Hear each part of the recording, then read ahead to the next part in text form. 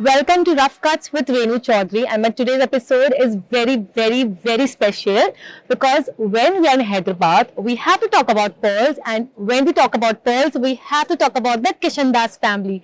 So it's a pleasure for me to have the daughter-in-law of the family, that's Pratiksha, who's also the CEO, and the fifth generation. We have Om and Vasudev with us, and I must share that they have been the jewelers to the royal family across India, across globe for almost 150 years, right?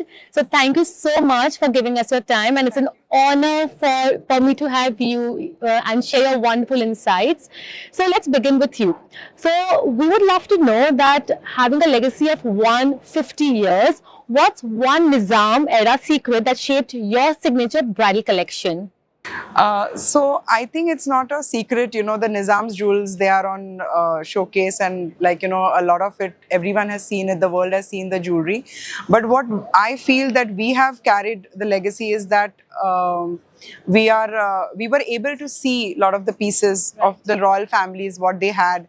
We were able to see collections with Burmese rubies and Colombian emeralds, and the study of the what I feel my family carries forth is the जो हम हिंदी में जिसको बोलते हैं परखना, so we get to see so much with the royal families. So that is the teachings, and that is the we are very grateful that we get to see all those pieces, and that's how we try to see that let's keep the heritage, and the traditional designs we keep static. We try to stick to traditional designs. We try to give it the the best quality to our customers. One of the main things that we have learned across generations is that we carry the legacy where generational relationship is what we develop.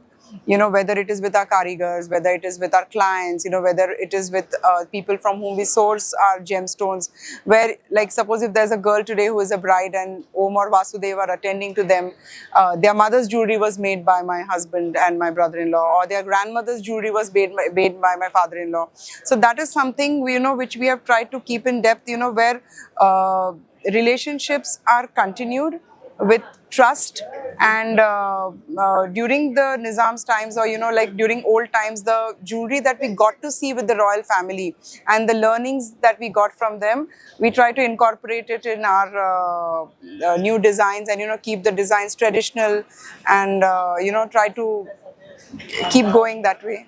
Lovely. So you mentioned that the daughter-in-law would come and she would, maybe sit with Om and Vasudev, and the mother probably sat with your husband, and her mother sat probably, with your father-in-law.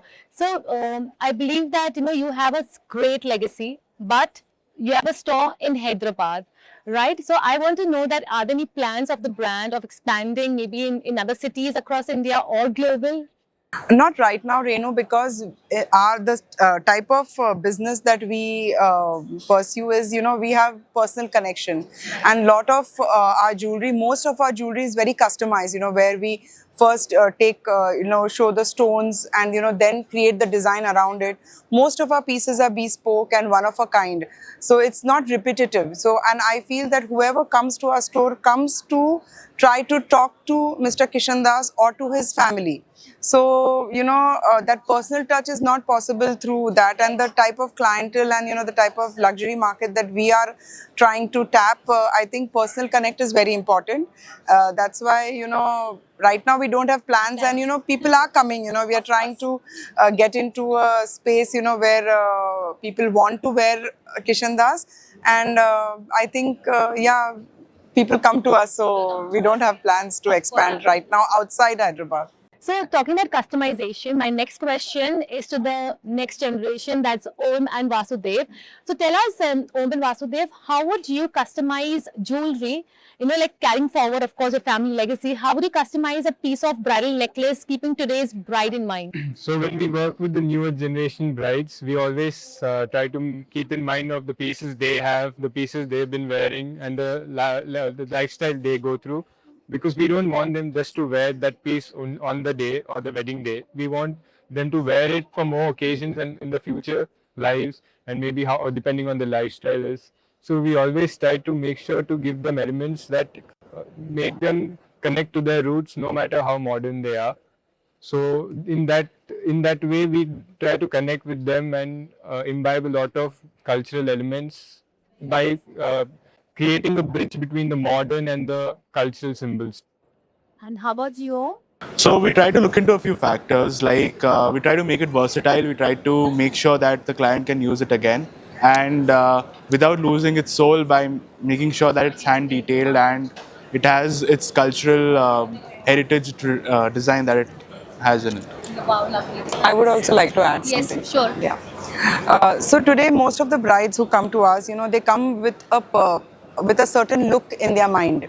That they have certain designer whom they want to go with. That is also one of the reasons why, Renu, we do a lot of fashion shows. Yes. Where we want to show how our jewelry can go with different designers, because today jewelry buying has not been left like how it was before, where the grandmother and the mother would come and buy and the girls would just wear it. Today, every bride has their own choice. They want to look a certain way on their wedding day. So, we have to be in par with, I know it would be crude in jewelry to say, but we have to be in par with fashion, as in what is in style. Yes, absolutely. We cannot, if I want to sell a very quintessential mango necklace, a mango mala, which they say, I have to convince the client as in why that. And also what both the boys said, that we have to convince the client how that can be used further. How a satlada can be styled on a white collar shirt. Right. With like maybe a Banaras Ghagra or something like that. So reusability of the item, that we have to convince the client that yes, this is going to be used, because a lot of clients, they come, oh, when will we wear it again? Why will we wear it again? Yes. Yeah. So yes, what they meant is, that versatility and usability, that's also a part of our job, where we have to convince not only for them to buy it, but then how they will be using it further. Absolutely. And also one thing which I know about the family is that everything is handcrafted. Yes. Correct? So I would love to know about the craftsmanship and the detailing that Kishan Das is known for. So most of our jewelry is handmade, and we make sure that right from making the base to finishing it, everything's done manually. The polishing of the base, and then after that we set the stones and the raw materials, and then giving it the final touch to it, everything's done through hand. So that's also one of our specialities, where we say that it's hand polished. It means that it's completely by hand, and no technical or mechanical instrument has been used. And nothing can replicate it. It's one of a kind. Yeah, piece. because it's handwork, right? Vasudev, do you want to add on to something? As he mentioned that everything is handcrafted, it's just more than it being handcrafted, because right from the journey of the stone to the design, to the execution, and until the client wearing it, there's a complete involvement of the family, and you see that personal touch in it. So not only the brand's DNA, but the family's DNA also runs through that piece and the journey of that piece. That's what makes a piece more special from us. Absolutely. So now we've had lovely and wonderful insight from the Kishan Das family, from the daughter-in-law to the next generation. So now let's heat up the entire podcast, and it's time for a quick rapid fire. So talking about designing, tell me amongst the three of you, who is the most hardest to convince when a new idea comes to you? For me, it's my dad and my uncle, because it's a tough task to go through them and get something approved. How about you, Vasudev? I think 3 hours out of the 8 hours I spend with them, we try to convince them how this design should work, but then they are very practical with the design and how the execution would be. So it's very difficult to So then, who is a deal breaker? With whom you will go to and say, listen, please convince this to the head of the family. Mom. Of course, it has to be the lady of the family always, right? Yeah, because I'm my father-in-law's favorite. So when I have the power of veto. So when the brothers are not convinced, go to Baba. It's like that. And grandfather has always taught us that we need a bit of lady luck. Wow. And then Baba tells whatever you will say, right? How sweet. That, he's like, my husband Prashant and my brother-in-law Nitin, see, the thing is, they've been in this business from last almost 35 years. And for them, when, the kids come up with a new idea, they say, for them it is, ye bikega kya? Correct. Okay, now my father-in-law is like almost retiring age, you know. So he is like, he likes to take risks. So he says like, what is it for us to lose? He will ask that question. Nice. Okay, you know, like if we say, you know, okay, you know, let's make, you know, this particular jewelry for this particular, like we did jewelry for the movie. We did one movie called Ponniyin Selvan, which was directed by Mani Ratnam. And, you know, we had to make jewelry for that movie. Of course, Nitin and Prashant, they said, we'll make jewelry only which we can sell. Right. But my father-in-law was okay to make certain pieces because he said, कि क्या होगा ज़्यादा से ज़्यादा, you know, we'll have to break it. And, you know, if we are using good material, we still get it back, you know, except right. the workmanship is lost. So that way, I think there's a balance. And Nice to know. And talking about jewelry styling now, and so how would you style pearls? You know, like whether layer them or style them as choker or a single line necklace. So when we are using Satladas, it's the main piece. So for sure, it's maximalistic. But when strands of pearls are being used to complement a piece, then it's minimalistic for sure. So now we've had wonderful insights from the lovely Kishandas family, and now it's time to heat up our podcast. So we do a quick rapid fire, right? So let's talk about famous curls from Hyderabad. How would you style them? Layer them up, or just have a simple single strand? So when we are using Satladas, like for Right. example, they are the main piece that a bride wears traditionally in Hyderabad. So it's maximalistic over there. It shows out. But when we are using a few strands of pearls to complement a choker, for example, then it's very minimal. And how about you, Vasudev? I'm going to be very different with my approach. I would say if it's Basra, then it has to be minimal because you're highlighting the pearls. And if it's something where you're highlighting the design and pearls are part of it, then a maximalistic look. And how about you? I'm always maximal. I love people buying jewelry. Okay, and next, one craftsmanship technique from the past generation which you secretly admire. I would say, of course, it's no secret with me, but I love Jadao. And I love the Meenakari, you know, that used to happen at that time. Of course, it still happens now as well. But there are no karigars, I think, who do the type of, and you know, the different types of Meenas that used to be there at that time. And the best part I like, you know, that the Meena used to be done at the back. Right. So it was basically like quite luxury. It's only for you. So, you know, it's only for you to see. It's only when you remove it and when you see it, you know, that I feel is real luxury. So that is something I really love. And how about you, Vasudev, first, and then we come to Om? I would say one technique I admire the most is hand polishing because not many people do hand polishing today. Everybody is focusing more on machine polishing. Though there are numerous intricate machines, but the amount of pressure needed, the kind of polish, the amount of polish needed for that particular surface, you get the full control only in hand polish, and you have complete control and authority over the piece. So I would say hand polishing is a very rare and a skill I admire the most. And how about you? I mean, I've got the same as both of them. I like to see a lot of Jadao work also because the intricacy that gets into that. And as mom said, that not a lot of karigars do that anymore.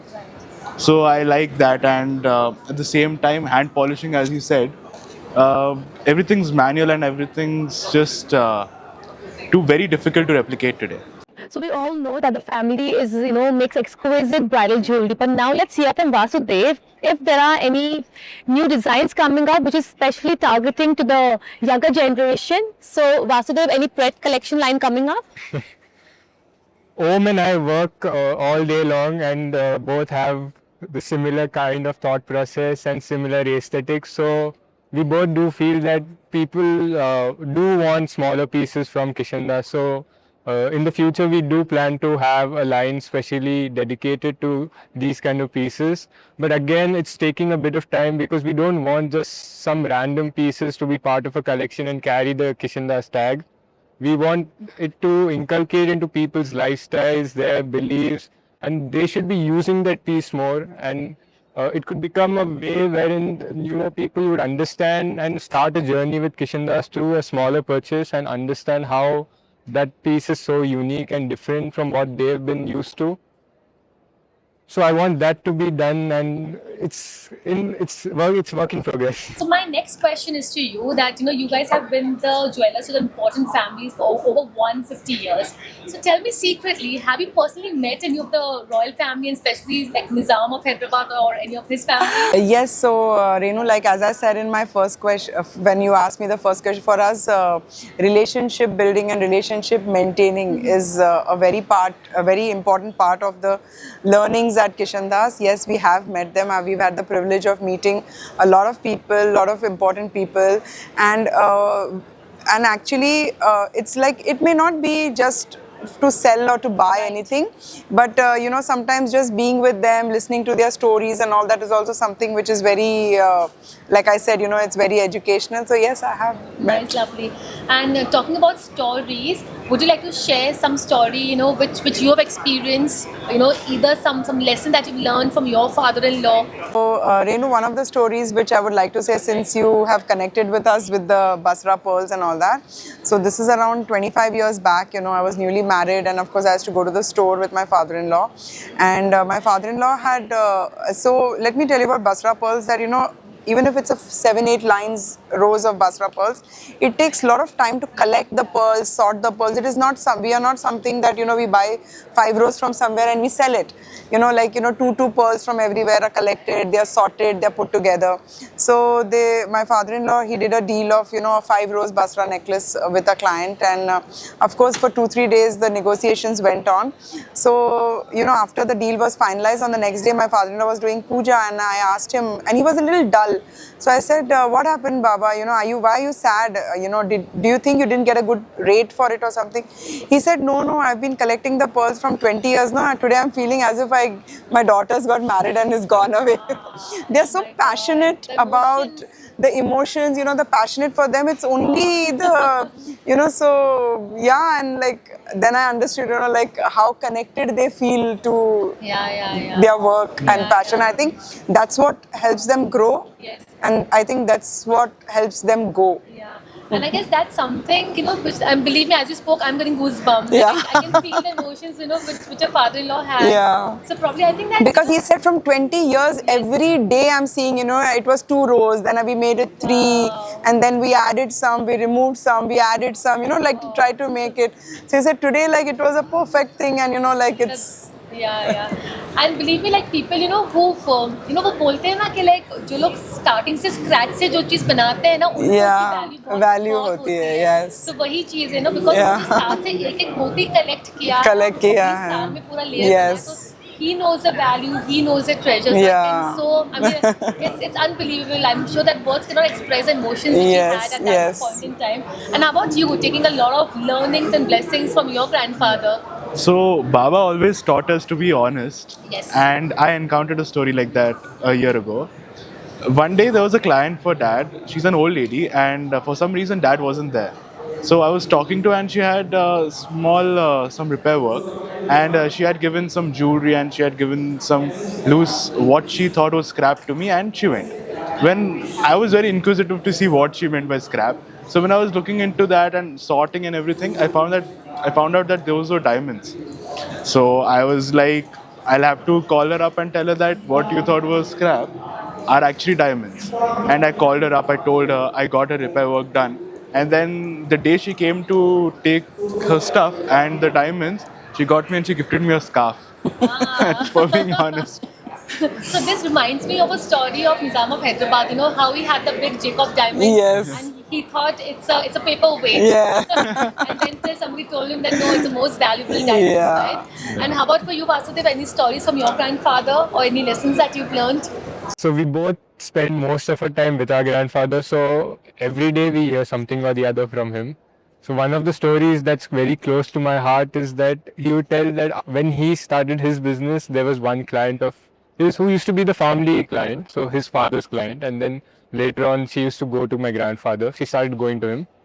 So she had given him some silver and a lot full of silverware, to get it melted. And at that time, silver was not so valuable as what it is today. So when he got it melted in it, there was about 2 kgs of gold in it, which the client didn't know, the Begum Sahib. So she was shocked and she was very surprised. She couldn't understand how to react herself. This is what my grandfather had told me, because nobody had done something like this for her, and it was her first time feeling that same thing. And ever since then, she has. We are serving her grandkids now. So that's the kind of relationship that small act has built. And he always teaches us that you have to trust and forge, and honesty is something that is going to be lifelong, and we are something that is more than 150 years old. So it takes one wrong act to destroy something, that it takes a lot to maintain and uphold this and expand this into something even better. And another life is a full circle, you know, you start with a small honest act and you don't know how it will come 10 times, you know, back to you. So it's always like that, what you give is what you come back. So we are honest with our clients, you're honest, and the clients always come back to you, know, with the next generation, Hanji. See, social media and all, Renu, has come now. Yes. Previously, it was only word of mouth. Yes. You know, you do something to that, you know, maybe that Begum Saab wouldn't have bought anything from us, but, you know, people who went to her, she would say, आपको कुछ लेना है किशन दास जी के पास जाइए. You know, like it used to be like that, you know, and now, like, you know, if it is then, you know, आप प्रशांत के पास जाइए, नितिन के पास जाइए. And, you know, today even when they want to, like, they want to divide the jewelry, you know, like between. So then, you know, that jewelry comes to us for valuing, because they know that we will value it properly. That's how we get to see, we get to learn, you know, so it's always a give and take, and, you know, things like that, yeah. Right. So since you talk about social media, let's find out from Om and Vasudev, who could be the face of social media for the brand? Currently it is her. No, but now it's going to be them, because I think they better get prepared, you know, because it is a very important part of business now, and it's very important to be with the times and, you know, like to be apt with it. And the next generation, I'm sure they're going to do a great job. Of course, with the blessings and with all the learnings, Yes. you know, from the Baba, I'm sure that you know, Yes. they have to take that legacy ahead. Yes. So thank you so much for all your time. It's been lovely chatting with all of you all. Thank you so Thank you. much, Thank you Ren. for Thank you having so us. much.